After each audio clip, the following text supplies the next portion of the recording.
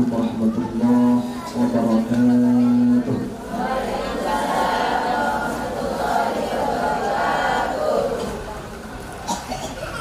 Alhamdulillahilladzi asra bi'abdihi laylan minal masjidil haram ilal masjidil aqsa.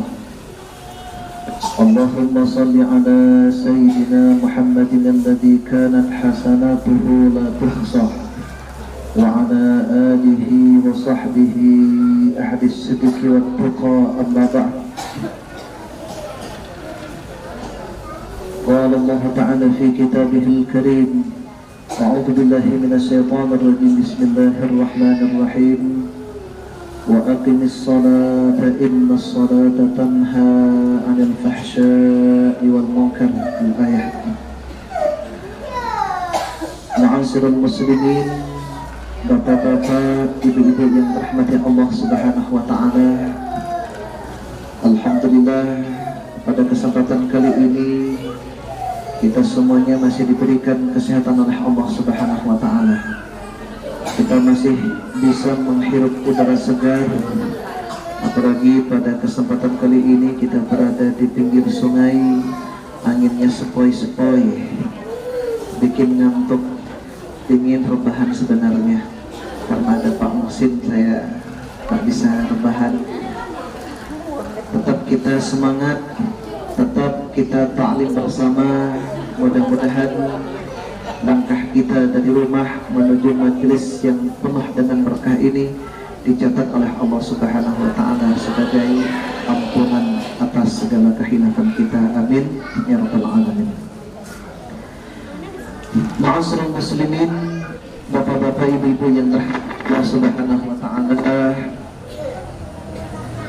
Allah Subhanahu wa taala berfirman di dalam Al-Qur'an surah Al-Isra, Subhanalladzi asra bi'abdihi laylan minal masjidil haram ilal masjidil aqsa alladzi barakna hawlahu linuriyahu min ayatina.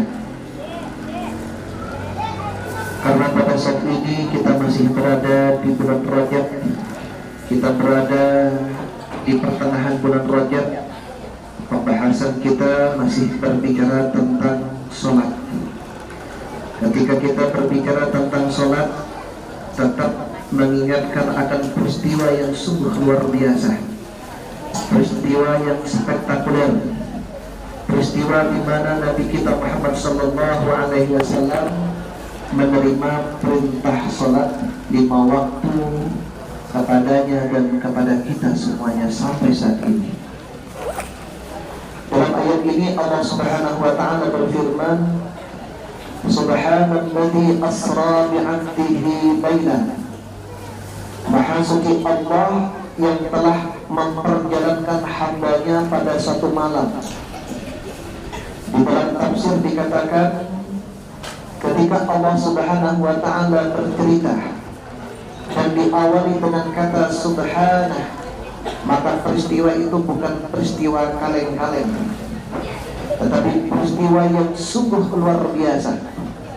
Dalam ayat-ayat yang lain ketika Allah Subhanahu wa taala bercerita tentang iblis, bercerita tentang Nabi Adam, bercerita tentang Nabi Sulaiman, Nabi Yusuf alaihissalam, dan cerita-cerita yang lainnya, tidak memulai dengan kata subhana, tetapi menggunakan kata-kata yang lainnya.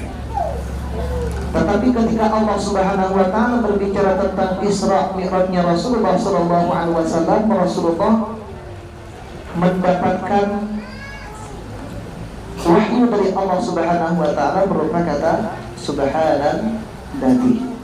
Artinya peristiwa Isra Mi'raj ini tidak seperti halnya anggapan orang-orang di mana Rasulullah diisrakan hanya ruhnya saja. Tetapi di sini ada kata abdi, hambanya Allah. Kalau namanya hambanya Allah, kemudian cerita ini diawali kata subhana, kalau hanya mimpi saja, kira-kira Bu, spektakuler kagak? Bu, ini kayaknya ngantuk semua. Bu, Bu, kalau ceritanya hanya mimpi, kira-kira spektakuler kagak?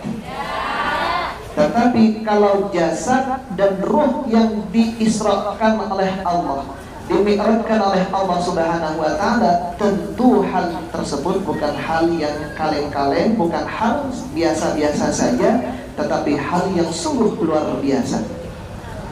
Karena ketika berbicara tentang Isra Mi'raj ini kan tidak bisa kita pahami dengan logika kita, betul?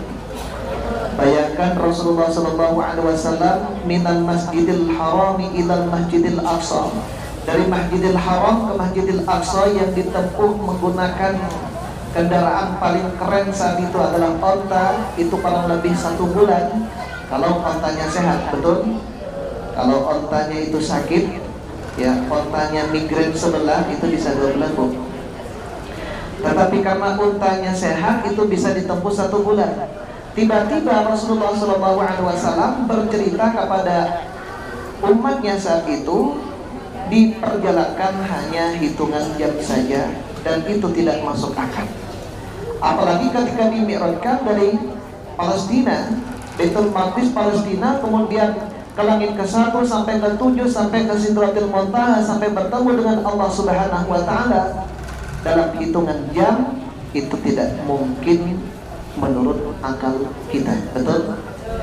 Tetapi karena Nabi Muhammad bukan berangkat sendiri, tetapi diberangkatkan oleh Allah Subhanahu wa Ta'ala, ya gimana Allah. Kalau kita punya hewan, misalnya ibu punya kucing ataupun punya burung, beli burung misalnya dari Pontianak ke Mempawah, itu kan hanya 1,5 jam, 2 jam sampai, betul? Ataupun misalnya punya semut saja, dari Pontianak ke Mempawah butuh berhari-hari. Tetapi kalau diberangkatkan oleh ibu, masuk ke dalam saku ibu, kira-kira bisa sampai 1 jam, 2 jam kagak? Bisa. Kenapa? Karena diberangkatkan, bukan berangkat sendiri. Berikut pula seperti halnya Rasulullah SAW. Makanya ketika berbicara tentang Isra Mi'raj itu, Bapak Ibu yang dirahmati Allah Subhanahu wa Ta'ala, dipahaminya menggunakan iman, bukan menggunakan akal. Bukan hanya Isra Mi'raj saja sebenarnya berbicara tentang hal yang harus dipahami dan diterima dengan iman kita. Salah satunya adalah seperti halnya ceritanya Nabi Adam alaihissalam. Betul, Bu? Nabi Adam ada tanpa bapak dan ibu, tetapi benar-benar ada. Ketika Allah Subhanahu wa Ta'ala bercerita tentang kisahnya Maryam mempunyai anak Nabi Isa alaihissalam, di sana tidak mempunyai bapak, betul? Tetapi kita harus percaya dengan iman, karena itu adalah kemauan Allah Subhanahu wa Ta'ala.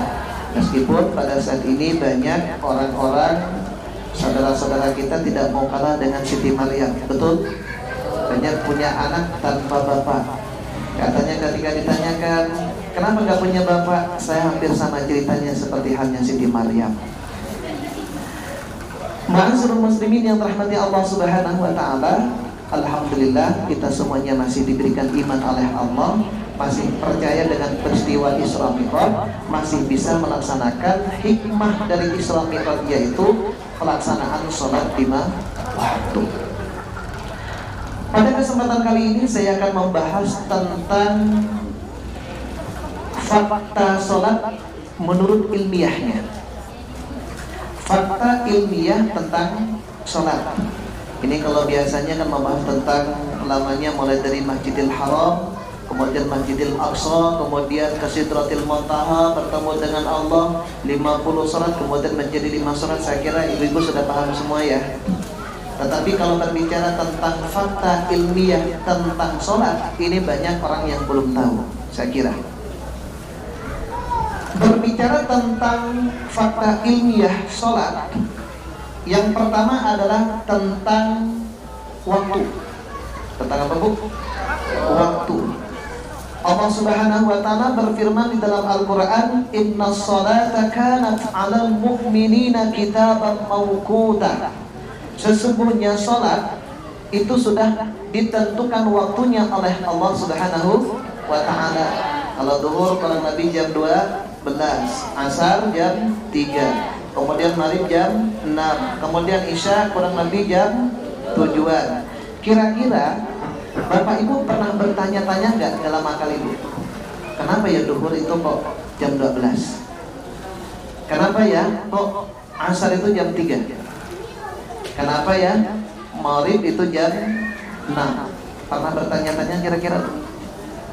Wah, nggak boleh tanya seperti itu, nanti kafir loh. Yang penting samina wa ta'na saja. Biasanya kalau kita selaku orang awam kadang-kadang begitu saja cukup. Tetapi untuk orang-orang yang intelek itu perlu diadakan penelitian. Rasulullah SAW sering mengingatkan kepada kita semuanya, as-salatu ala waktiha, salatlah tepat pada waktunya. Kenapa bisa seperti itu Ibu? Berdasarkan penelitian, selama 24 jam itu sebenarnya ada 50 energi yang sangat dibutuhkan oleh tubuh kita. Berapa Bu? Ada 50 energi yang sangat dibutuhkan oleh tubuh kita. Secara garis besar ada 5 energi yang sangat dibutuhkan oleh tubuh kita yang disebut dengan energi mayor. Apa Bu? Energi mayor. Yang pertama, ketika jam 12, maka tubuh kita itu sangat membutuhkan yang namanya energi api. Jadi jam 12 itu sangat membutuhkan energi api. Dan energi api itu bisa didapatin oleh mereka yang melaksanakan sholat, melakukan gerakan-gerakan seperti halnya kita ketahui bersama sholat 5 waktu yang diajarkan oleh Rasulullah SAW kepada kita. Dan itu sebenarnya Bapak Ibu yang rahmati Allah Subhanahu wa Ta'ala, itu adalah energi api yang sangat dibutuhkan oleh badan kita. Yang salah satunya adalah untuk paru-paru kita, ginjal kita itu sangat membutuhkan. Kemudian ketika jam 3 masuk waktu asar, disitulah muncullah energi yang bernama energi air. Energi apa Bu? Energi air. Jadi kalau Ibu misalnya sudah adzan, Allahu Akbar, Allahu Akbar, kita langsung bergegas untuk melaksanakan sholat 5 waktu, maka di situ kita akan menyerap yang namanya energi api.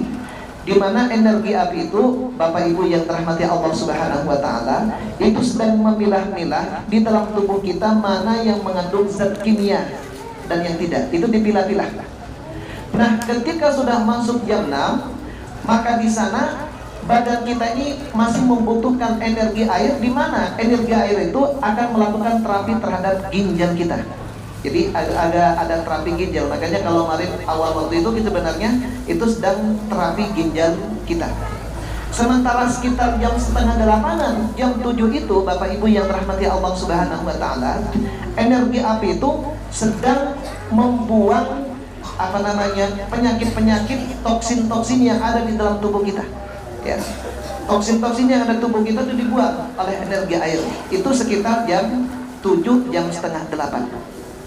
Nah, jam 2 malam masih bobo nggak Bu? Masih tidur kagak?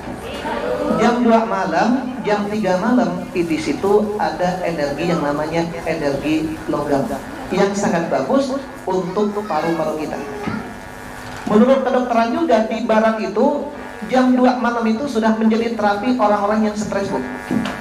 Jadi kalau orang yang stres masuk ke rumah sakit itu jam 2 dibangunin. Itu katanya itu bisa meminimalisir stresnya. Ini kalau ibu stres banyak hutang belum kebayar, apalagi musim corona, rajin-rajinan bangun jam 2. Itu bangun saja, belum kita melaksanakan sholat hajatnya, belum kita melaksanakan sholat tahajudnya. Nah, sekitar jam 4, maka di situ ada yang namanya energi bumi. Jam 8 pagi di situ ada yang namanya energi kayu. Jadi 5 energi ini, Ibu, yang pertama energi api, yang kedua energi air, yang ketiga energi logam, yang keempat energi bumi, yang kelima energi kayu. Ini yang disebut oleh kedokteran, oleh orang-orang ilmuwan, itu sangat dibutuhkan oleh tubuh kita dan ada pada waktu sholat umat Islam. Kita bayangkan. Paham Bu? Insya Allah. Oleh karena itu, as-sholatu ala waktiha, sholatlah tepat pada waktunya. Itu menurut ilmiah sehat, Bu. Kemudian yang kedua, Bapak Ibu yang dirahmati Allah Subhanahu wa taala, di dalam sholat, Bu, di dalam sholat ini ada gerakan-gerakan, betul nggak? Kita lihat.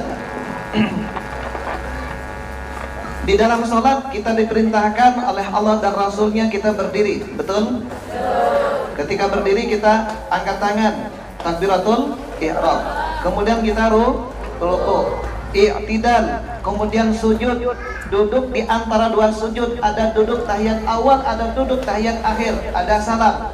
Itu bukan serta-merta hanya perintah begitu saja, tetapi menurut ilmiahnya itu mengandung kesehatan yang sungguh luar biasa. Bahkan menurut buku yang berjudul Yujing di Cina itu mengandung suprayoga. Gerakan sholat ini disebut dengan suprayoga. Jadi kalau ibu benar gerakan sholatnya, ini ibu sebenarnya sehat. Yang pertama ya, ketika kita melaksanakan sholat, bagi yang mampu maka harus berdiri, betul? Ketika berdiri maka kita akan mengangkat kedua tangan kita, betul? Gimana Bu ngangkat tangannya, Bu? Angkat tangannya gini atau gini? Halo? Begini atau begini? Kalau begini Pancasilat ya. Jadi hadapkan ke arah kiblat. Boleh sejajar dengan telinga kita, boleh sejajar dengan bahu kita. Hukumnya wajib atau sunnah? Wajib atau sunnah? Masa wajib atau sunnah? Sunnah. Ketika ibu pergi ke Timur Tengah, pergi ke Makkah, pergi ke Madinah, nanti akan bertemu dengan saudara-saudara kita. Ketika sholat langsung gini, Allahu Akbar, tanpa mengangkat tangan. Sah atau tidak? Sah, karena mengangkat tangan hukumnya sunnah. Nah, menurut ilmiah, Bu, ya, menurut penelitian, ketika seseorang berdiri kemudian mengangkat tangan, pada dasarnya itu menyerap energi. Ada energi, api, air, logam, bumi, kayu ini diserap ketika kita mengangkat tangan. Cuman kadang-kadang kita nggak sadar saja. Kalau ibu pergi ke pabrik bohlam, tahu bohlam, lampu bohlam, Bu? Lampu bohlam begini, tahu nggak? Tahu nggak yang di atas nih? Kalau ibu pergi ke pabriknya, dia sering memberikan pengetahuan kepada karyawan-karyawannya itu. Kalau lampu bohlamnya pingin cepat tidak rusak, maka ketika membenarkan lampu itu jangan langsung pakai tangan, Bu. Jangan langsung pakai tangan, tetapi harus menggunakan tisu ataupun kain dibuka. Kenapa? Karena tangan ini mengandung beberapa energi. Ketika menyentuh lampu itu, maka lampunya tersebut gampang putusnya. Dan ini tidak dipublish di masyarakat karena ini rahasia pabrik, rahasia perdagangan, Bu. Kalau ibu pakai itu semua nanti bertahun-tahun nggak rusak-rusak, repot juga. Tapi kalau sebulan 2 bulan rusak kan menguntungkan pabrik bohlamnya, paham, Bu? Bahkan ini akan baru mulai akan munculnya iPhone. Itu pada dasarnya itu ketika ganti slide itu kan bisa menggunakan jari-jari ya. Kenapa bisa berjari-jari? Kenapa? Karena dalam jari-jari ini ada energinya itu. Bahkan yang paling banyak energi itu adalah apa, Bu? Telunjuk. Makanya kalau kita sedang tahiyat, bukan yang ini tapi yang ini, karena ini yang paling banyak energinya, paham, Bu? Kadang-kadang anak kita suka bertanya, kenapa ya kalau tahiyat awal, tahiyat akhir, asyhadu an la ilaha illallah, kok harus ini, kok nggak jempol saja? Kok nggak ini kan gitu ya? Tapi yang ini, kenapa, Bu? Karena ini banyak mengandung energi. Kalau ditinjau secara agama, jalur telunjuk ini paling utamanya jari-jari. Kenapa, Bu? Karena di dalam jari-jari ini ada urat nadi yang muttasilan ilal qalbi, nyambung kepada hati. Ketika asyhadu an la ilaha illallah, ibu digerakin kagak? Bu, digerakin kagak? Punya Pak Muhsin digerakin kagak? Tadi malam digerakin, Pak? Tadi malam punya Pak Muhsin digerakin, Bu? Tahajudnya ya, tahajudnya. Nah, ada yang digerakin, ada yang kalau khusyuk jangan digerakin. Kalau khusyuk diamin saja. Tapi kalau nggak khusyuk boleh digerakin. Paham, Bu? Ada keterangannya, ada ya, keterangannya ada. Silakan ngambil yang mana saja. Tapi kalau NU itu ngambil pendapat yang diam saja. Karena kalau bergerak 3 kali berturut-turut tanpa ada alasan, dikhawatirkan dapat membatalkan sholat. Paham? Nah, Kembali lagi ke awal, ketika kita mengangkat tangan, ini pada dasarnya menyerap energi. Kalau menurut ilmuwan Turki, ketika kita takbir mengangkat tangan, itu pada dasarnya sebagai bentuk tawakal kita, pasrah kita kepada Allah, bahwa kita tidak mempunyai daya apapun, tidak mempunyai kekuatan apapun di hadapan Allah. Setelah itu kemudian kita Allahu Akbar. Ada sendekap bu? Apa bahasanya Pak Musin nih? Sendekap apa Pak? Bahasa Melayunya apa? Sandikep, sama ya? Pokoknya begini ya, yang begini. Ibu ketika begini, gini atau nahan? Ini nahan nggak? Gini. Menurut kedokteran Bapak Ibu, ketika kita sedang sandekap, ini tangan kita kan mengepal di pergelangan tangan kiri, sehingga di sini nih menekan perjalanan darah kan di sini, betul? Kira-kira membaca Al-Fatihah dan surah. Setelah itu kita lepas. Kalau ditahan, maka yang kanan ini akan bergerak 2 kali lipat. Ketika dilepas, maka ini akan mencerat kepada saraf mata dan pendengaran. Makanya orang yang nahan seperti ini, pendengarannya itu kuat, kemudian penglihatannya itu tajam. Jadi kalau tidak seperti ini yang pakai kacamata, ini bisa jadi nggak ditekan ininya nih. Ya, bisa nggak ditekan ya. Kalau ditekan kayak Pak Musin nggak ditekan terus nih ya. Tekan, ketika dilepas dia mencerap ke mata dan ke telinga. Maka kuat mata dan telinganya. Paham Bu? Yang benar Bu, ketika sandikap di atas pusar atau di bawah? Atau di dada? Bu? Di dada, di atas pusar atau di bawah pusar? Tapi kita kadang-kadang suka melihatnya banyak ya. Ada yang sendikap Allahu Akbar. Ada yang seperti itu? Ada Allahu Akbar agak ke kiri sedikit. Ada juga yang seperti ini. Habis sunat biasanya begitu. Nah, dari kalangan Syafi'iyah itu berada di atas pusar. Kalau dari kalangan dari kalangan orang-orang saat ini itu biasanya di dada, agak ke kiri. Kenapa bisa seperti itu? Karena kan ada HP di sini ya. Allah Akbar, takut jatuh gini dia. Ada duitnya juga kadang-kadang. Itu aliran Muhsiniyah ya. Enggak apa ya, bercanda. Tetapi ada yang di atas perut, ada yang di atas pusar, ada yang di bawah pusar juga, ada yang di dada. Itu saya pernah kaji ketika kajian Majelis Taklim di Bandung itu, kita melihat dalil-dalil setiap gerakan sholat itu memang ada. Tetapi kalau dari kalangan Syafi'iyah itu memang yang populernya itu berada di atas pusar, agak ke kiri. Karena di sini yang sering diganggu oleh iblis, dibisik-bisikin di sini ke kiri. Ada juga yang mengatakan asal muasalnya kenapa ketika takbir Allahu Akbar agak ke kiri? Karena dulu asal muasalnya ketika sholat berperang itu kan apanya di sini Bu? Pedangnya kan sebelah kiri ya. Allahu Akbar, jadi gak ke kiri dia. Jadi ketika ada musuh tinggal langsung dicabut saja. Ya. Wallahu a'lam bishawab. Tetapi kajian kita bukan itu. Kajian kita adalah ketika sandekap seperti ini, itu pada dasarnya demi kesehatan tubuh kita.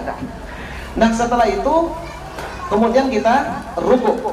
Betul? Allahu Akbar. Ketika ruku di sana, kepala dengan pinggang itu harus datar. Kalau seandainya ada papan, maka lurus papan itu. Betul nggak? Nah, di dalam kesehatan itu sebenarnya menstabilkan memori otak dengan ginjal. Ketika begini Bu, ini sebenarnya pada dasarnya Bapak Ibu sedang menstabilkan memori otak dan ginjal. Makanya kalau yang seperti ini, Allahu Akbar. Ada yang seperti itu Bu? Allah. Kalau sakit pinggang, sakit tengah, kata orang Madurana itu biasanya begini, harusnya sempurna. Orang yang seperti ini, kata Rasulullah, orang yang mencuri dalam sholatnya. Paham? Setelah itu kemudian kita tidak sama kayak tadi. Kemudian kita ruku, sujud. Nah, di barat Ibu, di Amerika itu ada dokter syaraf yang mengatakan sebenarnya oksigen itu masuk ke dalam kepala itu sangat susah, sungguh luar biasa. Paling maksimalnya itu hanya 30% oksigen itu masuk ke dalam otak, ya, masuk ke dalam otak. Tetapi anehnya, kata dokter saraf berkebangsaan Amerika ini, ketika posisi orang itu sujud, itu bukan hanya 30%, tetapi meningkat 70 sampai 100%. Artinya seperti itu. Makanya kalau ke otak kita butuh oksigen, maka bergeraknya itu di sana itu bergerak sujud, dan itu dimiliki oleh umat Islam. Semakin banyak kita sujud kepada Allah Subhanahu wa taala, semakin banyak oksigen yang masuk ke dalam otak kita. Paham Bu? Insya Allah. Kemudian di dalam sholat juga ada yang namanya tahiyat awal. Tahu tahiyat awal Bu?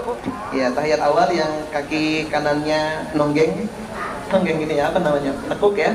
Kemudian kaki kirinya itu didudukin gitu. Dilipat ya. Dilipat. Berdasarkan penelitian itu pada dasarnya ketika kita sedang duduk seperti itu mencegah yang namanya pengampuran. Ada yang pengampuran kagak di sini? Ya, kalau pengampuran duduknya harus banyak yang seperti itu. Kadang-kadang kita kan kalau duduk tuh gini ya, betul nggak? Ada yang duduknya itu di antara duduknya ada yang seperti ini. Itu sebenarnya yang pasnya kayak tadi ya, untuk tahiyat awal. Kemudian ada yang namanya tahiyat akhir. Tahu tahiyat akhir Bu? Tahiyat akhir itu kan yang satunya melonjor, yang satunya didudukin ya, sampai dilipatkan. Itu tujuannya apa sebenarnya? Untuk menstabilkan ginjal dengan batu wasir. Ginjal dengan batu wasir, makanya harus duduk seperti itu. Meskipun kadang-kadang susah bagi yang gemuk. Kalau yang gemuk sampai mau jatuh kan gitu kadang-kadang. Di sini nggak ada yang gemuk ya. Saya yang paling gemuk saya kayaknya di sini. Itu Bu menstabilkan apa? Apa Bu? Ginjal dengan batu wasir. Dan di dalam sholat pun juga kita ketika terakhir kita mengucapkan salam, assalamualaikum warahmatullah, assalamualaikum warahmatullah. Ini sebenarnya melancarkan urat sakit kepala. Ini kalau ibu nggak benar salamnya sering sakit kepala ya. Makanya harus benar. Assalamualaikum warahmatullah, assalamualaikum warahmatullah. Jangan sampai juga overdosis salamnya. Ada yang seperti ini.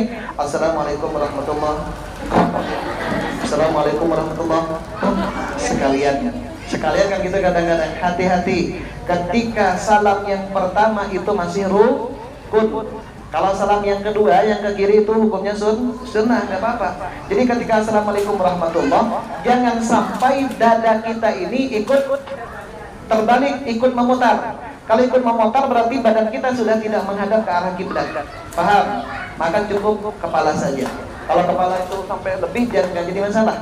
Tetapi minimal ini seperti ini ya. Assalamualaikum warahmatullah, assalamualaikum warahmatullah. Nah ketika salam yang kedua ibu nahan kentut, keburu kentutan sakit kira-kira enggak? Bisa gini nih. Assalamualaikum warahmatullah, assalamualaikum warahmatullah. Kira-kira sah atau tidak nih? Ada nenek-nenek nggak di sini? Ini biasanya kalau nenek-nenek setiap 5 menit suka keluar angin. Gitu. Tapi untuk nenek-nenek yang lain, kalau nenek-nenek di sini insya Allah nggak jauh beda. Paham Bu? Nah, ada juga gerakan yang suprayoga dan ini paling cocok sebenarnya diterapkan oleh bapak-bapak. Ini ada berapa bapak-bapak ya? Ini ada yang disebut duduk keperkasaan. Duduk di antara dua sujud itu sebenarnya duduk keperkasaan Bu. Yang seperti ini, biasanya kan seperti ini duduknya ya. Seperti ini Bu, ada yang seperti ini. Nah, setelah terakhir gini, assalamualaikum warahmatullah, assalamualaikum warahmatullah. Ini dianjurkan bagi mereka yang ingin perkasa, maka duduknya seperti ini Bu, sambil berzikir. Sambil berzikir kan gini. Astagfirullahaladzim, astagfirullahaladzim. Nah, biasanya kesalahan bapak-bapak setelah salam itu langsung bersila. Betul nggak Bu? Nah, yang duduk di antara dua sujud itu kebanyakannya ibu-ibu, betul? Makanya yang perkasa ibu-ibu, bapak-bapaknya kurang perkasa. Betul Pak Musin? Pak Musin mah enggak, dia duduknya duduk di antara dua sujud insyaallah. Amin ya rabbal alamin. Paham Bu? Itu namanya gerakan-gerakan dalam sholat yang sebenarnya kalau kita praktekkan pada dasarnya itu dapat menyehatkan tubuh kita. Karena gerakan itu masuk dalam kategori apa? Supra yoga. Paham Bu? Insya Allah. Nah, di dalam sholat juga Bapak Ibu yang berahmati Allah Subhanahu wa taala, ada yang disebut dengan suci. Suci ya. Setiap kita akan melaksanakan sholat, maka kita dianjurkan untuk bersuci. Bersuci di sana harus berwudu kalau tidak punya wudu. Kalau sedang dalam keadaan junub, sedang dalam keadaan baru suci dari haid dan nifas, maka harus mandi besar. Itu terdapat di dalam Al-Quran surah Al-Maidah ayat 6. Apa kata Allah Subhanahu wa taala? Ya ayyuhalladzina amanu idza qumtum ila sholati faghsilu wujuhakum wa aydiyakum ilal marafiqi wamsahu bi ru'usikum wa arjulakum ilal ka'bayn. Kemudian di tengahnya lagi dikatakan wa in kuntum junuban fatahharu.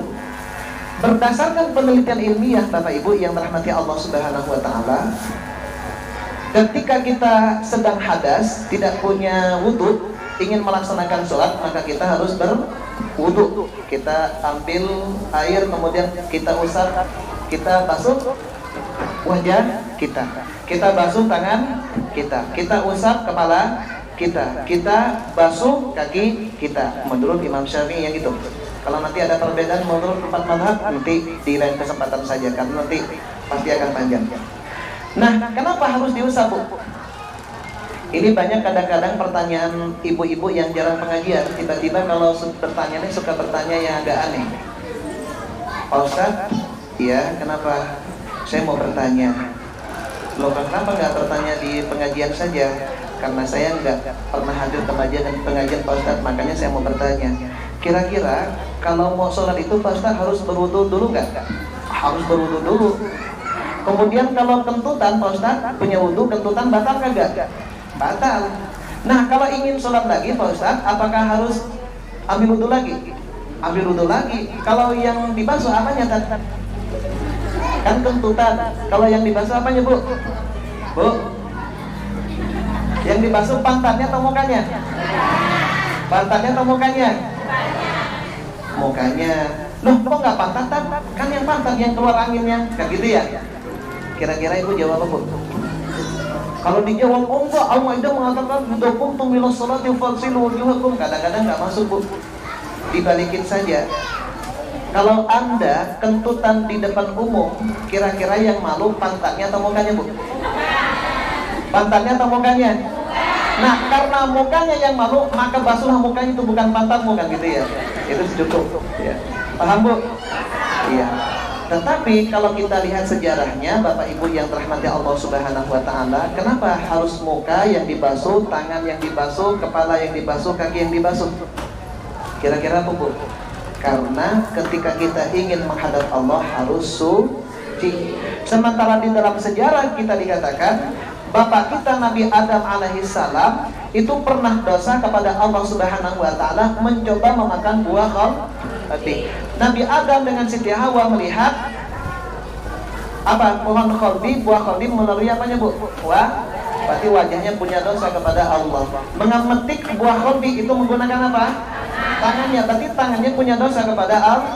Kemudian ketika jalan rambutnya juga pernah kena daun-daun buah khaldi, maka kita usap. Kemudian melangkahkan kakinya ke pohon khaldi, di sana pun kaki punya dosa. Makanya kalau ingin suci, maka dibasuhlah anggota-anggota yang pernah melakukan dosa kepada Allah Bapak kita, yaitu Nabi Adam alaihissalam. Nah, itu ceritanya kenapa basuhannya seperti itu. Paham? Biasanya kalau kita ditanyakan sama orang, kamu buat dari Allah dan Rasulnya begitu, jangan tanya-tanya yang aneh-aneh, kita mau murtad bahkan. Kan kadang-kadang seperti itu, lebih amannya sih sami'na wa ta'na. Tetapi alangkah lebih ilmiahnya lagi kalau kita bisa menjawab seperti itu. Kadang-kadang anak kita yang udah usia 3 tahun, 4 tahun suka bertanya seperti itu. Betul kagak? Bisa dijelaskan seperti itu. Nah, kata Allah, wa in kuntum junuban fatahharu.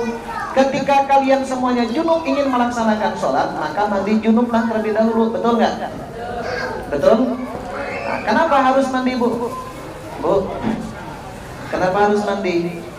Berdasarkan penelitian Bapak Ibu yang dirahmati Allah Subhanahu wa taala, ketika orang itu klimaks berhubungan badan, maka tenaganya 70% itu akan hilang.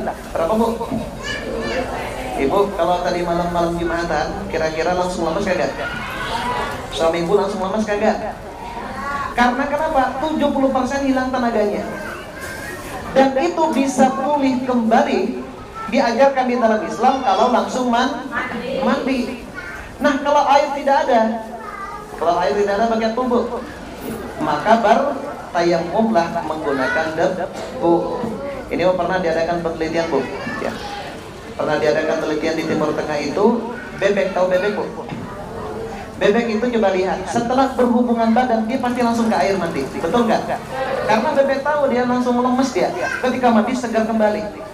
Nah, diadakan penelitian karena kenapa harus mencari air terus. Akhirnya air yang ada di bak itu ditutup. Setelah berhubungan badan, bebek itu apa yang dilakukan? Dia mencari debu, disodok-sodok. Disodok-sodok debu itu, Bu. Kenapa? Karena bebek itu tahu dengan nyodok-nyodok debu itu akan pulih kembali. Makanya kalau ibu misalnya berhubungan badan kemudian tidak ada air, ingin pulih kembali, maka di sana boleh menggunakan debu untuk bertayamum. Paham, Bu? Insya Allah. Itu, Bu, ilmiahnya di dalam sholat. Ini, Bu, yang ketawanya kenceng pengalaman kayaknya. Ya, disodok-sodok, ya, nyodok-nyodok gitu, kepalanya nyodok-nyodok gitu. Paham, Bu? Bebek ya. Bukan yang aneh-aneh, bebek, Bu, bebek. Paham, Bu? Insya Allah. Artinya, ibu-ibu yang dirahmati Allah, bapak-bapak yang berbahagia, perintah sholat yang diperintahkan oleh Allah kepada kita sebenarnya itu bukan untuk Allah, bukan untuk Nabi Muhammad, tetapi untuk kita pribadi, untuk kesehatan kita semuanya. Paham, Bu? Insya Allah. Mudah-mudahan setelah kita mengetahui tentang dalil-dalil syar'inya, nanti juga kita akan kaji di dalam kitab Syabinahnya tentang sholat, syarat sholat, rukun sholat, dan lain sebagainya. Kita tahu tentang fakta ilmiah tentang sholat. Kita benar-benar yakin bahwa sholat itu diperintahkan oleh Allah Subhanahu wa Ta'ala untuk kebaikan kita sendiri. Bahkan ada buku yang berjudul Di Bawah Naungan Ka'bah. Itu karyanya Mustafa, orang Malang.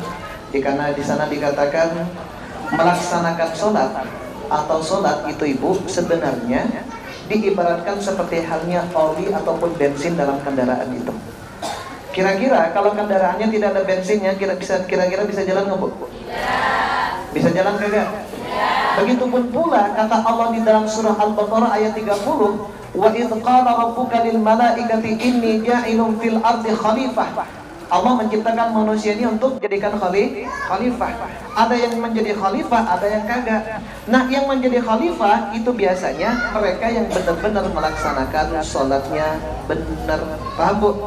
Bahkan orang tua kita dulu sering mengatakan, nah, kalau pingin punya suami, pingin punya istri, carilah mereka yang melaksanakan sholat.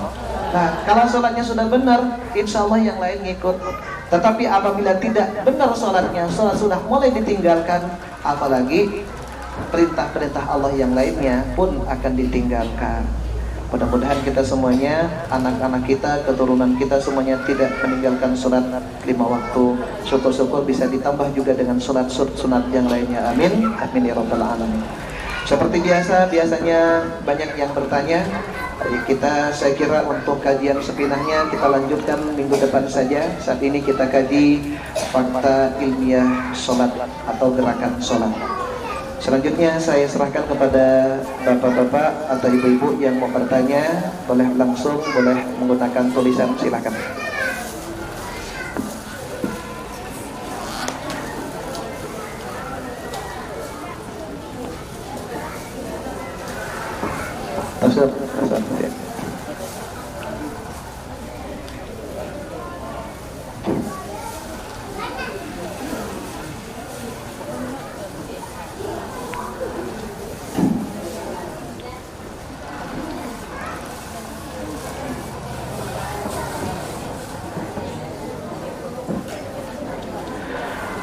Orang tua laki-laki umur 75 tahun sering netes kencing tidak sholat, gimana hukumnya? Yang namanya sholat itu hukumnya wajib sampai kita dipanggil oleh Allah Subhanahu wa Ta'ala. Tidak ada alasan karena usianya 75 tahun. Tidak ada alasan karena sakit. Tidak ada alasan karena malas. Tetapi dalam kondisi apapun harus melaksanakan sholat. Tidak mampu berdiri, tidak mampu maka duduk. Kalau nggak mampu duduk maka berbaring. Tidak bisa berbaring, hanya bisa dengan isyarah, gunakan dengan isyarah. Itu saking wajibnya sholat. Nah, ada juga di masyarakat yang daimul hadas. Daimul hadas ini seperti halnya pertanyaan ibu ini. Daimul hadas ini biasanya ada orang yang beser. Atau beser bu? Bahasa Inggrisnya cer-cer. Ya, bahasa Inggrisnya cer-cer. Sedikit keluar kan ada yang seperti itu. Apalagi kalau terlalu banyak minum air, itu sedikit batukan sedikit keluar. Nah, itu juga tidak menghalangi kita untuk tidak melaksanakan sholat. Tetap harus melaksanakan sholat, tetapi beda caranya. Untuk daimul hadas yang sudah usia lanjut ataupun yang masih muda tapi sudah belum misalnya remnya keluar terus ya, maka di sana dikatakan daimul hadas caranya nunggu adzan dikomandangkan baru ambil wudhu. Kalau kita normal kan ambil wudhunya di luar sholat, di luar waktu sholat kan bisa ya. Yang tadinya duhur belum batal digunakan untuk asar boleh. Tetapi untuk yang sedikit keluar air kencing, Allahu Akbar. Bapak, ayo ambil wudhu. Setelah ambil wudhu, kemudian pakai kapas Pak, ya, pakai kapas ataupun pakai pempes, ya, baru melaksanakan sholat. Itu yang namanya daimul hadas. Tetapi kalau ambil wudhunya sebelum masuk waktu sholat, sementara dia sedikit keluar, itu tidak sah sholatnya. Paham? Jadi nunggu masuk waktu sholat terlebih dahulu, kemudian cari pempas ataupun kapas, maka kemaluannya itu ditutup pakai kapas ataupun pempas, baru melaksanakan sholat dan sholatnya sah. Paham? Insya Allah. Ada lagi? Langsung boleh, tanpa catatan boleh.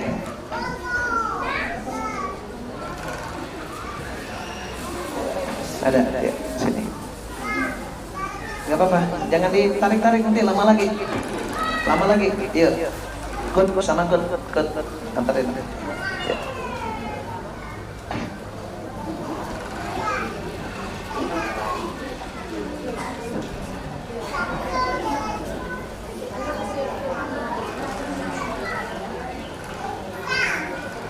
Kiai, apa hukumnya jika sholat memejamkan mata?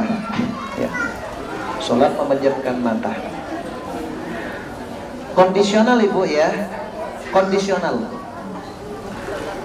Apabila ibu melaksanakan sholat memejamkan mata karena di depannya ada orang yang menggodanya, ataupun ada orang yang telanjang joget-joget, kemarin kalau kita lihat juga repot, betul nggak? Ataupun tiba-tiba ketika kita sholat ada orang gila lewat, ya, tanpa menggunakan busana, maka kita meramkan mata. Hukumnya boleh-boleh saja. Ya. Tetapi kalau misalnya meremnya itu membuat kita tidak khusyuk, maka menurut ulama bisa dikatakan makruh. Makanya kata saya barusan kondisional, lihat situasi dan kondisinya. Kalau meremnya di sana karena ada alasan yang dibenarkan syara, nggak apa-apa. Tetapi kalau tanpa ada alasan, hukumnya makruh. Makruh itu kurang disenangi. Lebih baik kita melihat tempat sujud kita. Paham bu? Insya Allah. Jadi kalaupun misalnya yang namanya makruh, ya hukumnya tetap sah sholatnya. Hukumnya tetap sah. Tetapi jikalau misalnya ibu melaksanakan sholat dengan memejamkan mata semakin khusyuk, itu nggak makruh. Itu kan tergantung ya, tergantung. Jadi makanya kata saya kondisional, lihat situasi dan kondisinya. Berikutnya, tata cara mencuci pakaian yang bercampur najis dengan mesin cuci. Tata cara mencuci pakaian yang bercampur najis dengan mesin cuci. Ya, yang pertama ibu kalau ingin digilas, ini kan anak yang kencing di celananya, kemudian digabung dengan punya ibu yang tak terkena najis, yang cuman kena keringat kemudian disatuin. Nggak apa-apa, untuk yang pertama gilas saja semuanya, digilas, kemudian setelah itu dibuang, kemudian disiram lagi pakai air yang mengalir, yang bersih, thahirun mutahhirun. Masih ada bau kencing misalnya, setelah dia tambah lagi sampai hilang yang namanya bau najis di sana. bau najisnya, kemudian bentuk najisnya, ya, warna najisnya, itu kan masuk najis mutawasithah ya. Kalau yang najis mutawasithah, pokoknya itu harus dihilangkan. Yang lebih amannya lagi, setelah ibu gilas sudah bersih, bau sabun, terakhir tuh mendingan digilas pakai air yang mengalir. Misalnya kalau dimungkinkan kan satu disiram gitu kan, disiram biar mengalir kotorannya itu lebih amannya. Tetapi kalau terlalu banyak sampai berkilo-kilo juga, itu saya kira cukup dengan dialirkan air terus menerus, kemudian pembuangannya sambil ya dipilah-pilah gitu ya, biar air kotorannya itu mengalir seperti itu. Kalau cuman sekali 2 kali, kemudian bentuknya ataupun rasanya ataupun baunya masih ada, itu belum bisa dikatakan suci. Paham Bu? Insya Allah. Kemudian yang kedua, mana yang lebih utama, sholat sambil jaga anak di awal waktu atau sholatnya nunggu suami pulang kerja? Mana yang lebih utama, sholat sambil jaga anak di awal waktu atau sholatnya nunggu suami pulang kerja? Kalau nunggu suami pulang kerja, saya kira nanti takut akhir sholat ataupun sampai waktunya habis sholatnya. Sebenarnya ibu, ketika sholat bawa anak pun itu sebenarnya nggak jadi masalah. Yang terpenting anaknya tidak ada najisnya. Paham Bu? Rasulullah pun ketika melaksanakan sholat sering diganggu oleh Hasan dan Husain. Artinya kalau misalnya ibu sedang melaksanakan sholat, ada anak gitu, kalau perlu digendong sambil digendong. Ketika mau sujud, simpan dulu baru sujud. Itu boleh hukumnya. Paham Bu? Jadi jangan menjadikan alasan karena punya anak yang masih kecil kemudian sholatnya di akhir waktu. Sering saya bercerita, di dalam kitab Tambihul Ghafilin ada seorang wanita yang meninggal di kota Madinah, dikuburkan oleh kakaknya. Setelah dikuburkan, dia baru ingat ternyata dompetnya itu tertinggal di alam kubur. Tertinggal di dalam kubur. Setelah itu tertinggal di dalam kubur, akhirnya dibongkar kembali.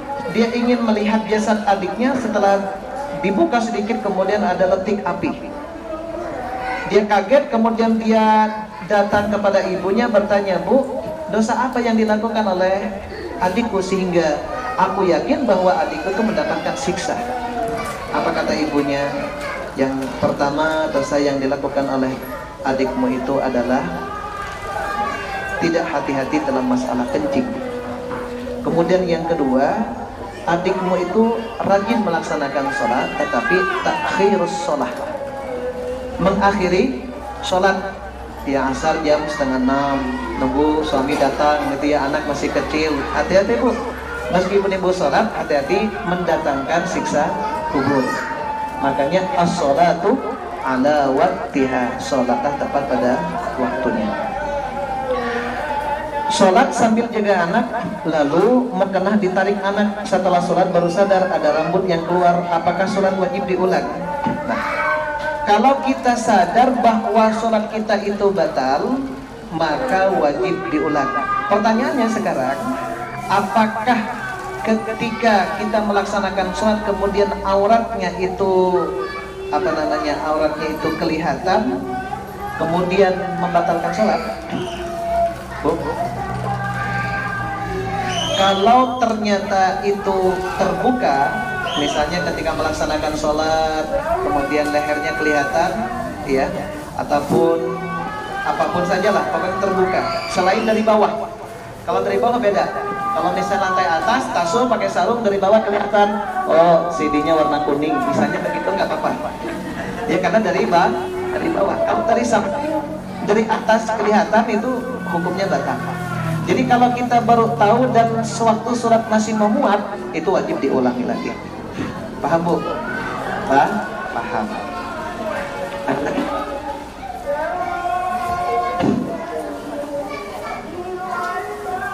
Ada lagi?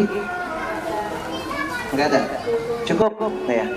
Mudah-mudahan dengan pertemuan kita pada saat ini yang membahas tentang fakta ilmiah gerakan sholat, mudah-mudahan bisa dipahami, lebih memotivasi kita untuk senantiasa melaksanakan sholat 5 waktu, untuk lebih rajin lagi insyaallah. Amin. Amin ya rabbal alamin. Yang terakhir, marilah kita tutup dengan doa akhir majlis. Subhanakallahumma wa bihamdika asyhadu an la ilaha illa anta astaghfiruka wa atubu ilaik. Walhamdulillahirabbil alamin. Wassalamualaikum warahmatullahi wabarakatuh.